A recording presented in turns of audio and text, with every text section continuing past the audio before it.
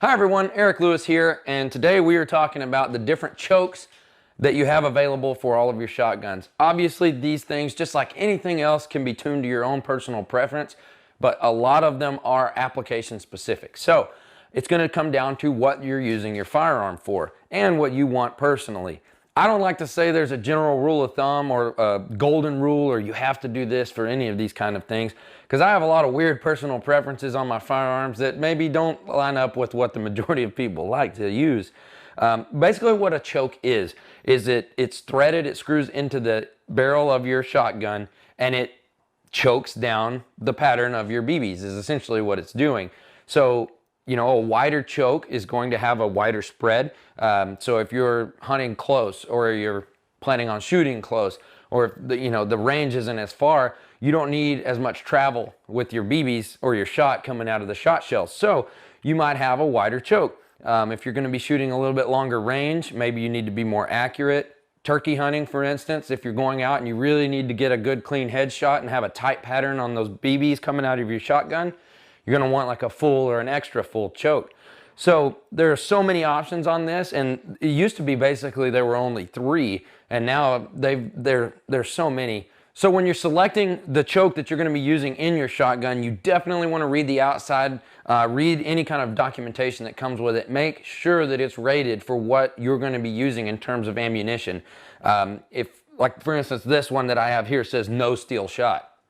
Don't put steel shot through your gun. If you're going to be shooting steel, tungsten, any of those harder metals outside of lead, then it's going to require a denser metal choke. So just pay attention to these things. Obviously, firearms and shooting, hunting, it's all very, very fun, but it can get very dangerous if you're improperly using your equipment. So that's definitely a smart thing to always check into. So I'm going to quickly show you guys how to change your choke.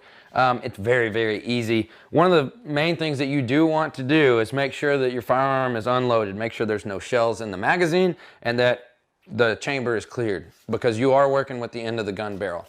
And always make sure you're pointing your firearm in a safe direction, just to be on the safe side, because you don't want to make any mistakes doing this sort of thing. So most choke kits and firearms do come with a tool to remove the chokes. Makes it a little bit easier for you because they can get wedged in there. I've, in a pinch before, when I was trying to tighten mine, I've used my finger in it.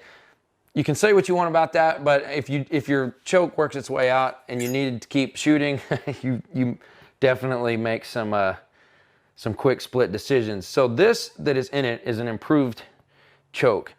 According to the way I shoot, I like to be able to reach out a little bit further. So I really enjoy using a full choke. So that's what I'm putting in here. That's going to keep a tighter pattern, which we will show you guys at the range later.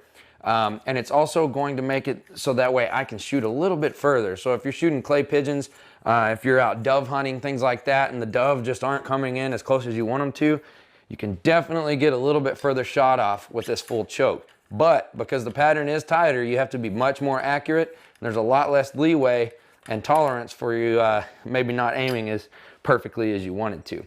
So now that's all there is to it. We've got a full choke installed in this gun. We're going to head up to the range and we're going to show you the differences between those chokes. So we've talked about the differences between the chokes for a shotgun, but if you're anything like me, I don't like seeing the numbers on paper as much as I do getting out to the range, sending some shells down range, and seeing the difference real world. So we've got a full choke in this 12 gauge semi-automatic, and we're going to see the difference.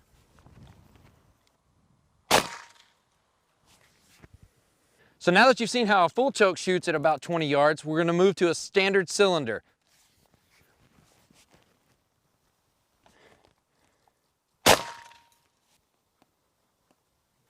Okay, so what we did here so that you could see it on one target, for the first shot I aimed at the 8 ring with the full choke, and you can see it was pretty devastating. It blew the OSB board behind it completely out. Second shot with the standard cylinder choke, I aimed right at the bullseye here, right at the X. Much bigger spread. You can see it some of them even made it out as far as the shoulder of this silhouette target. So these are going to be real world examples. Obviously with the bigger spread, you're going to have less range. So it's really application based, whatever you're doing, however much range you want, but it is a drastic difference. So that's why you need to be very familiar with your firearm and what choke you need in your shotgun.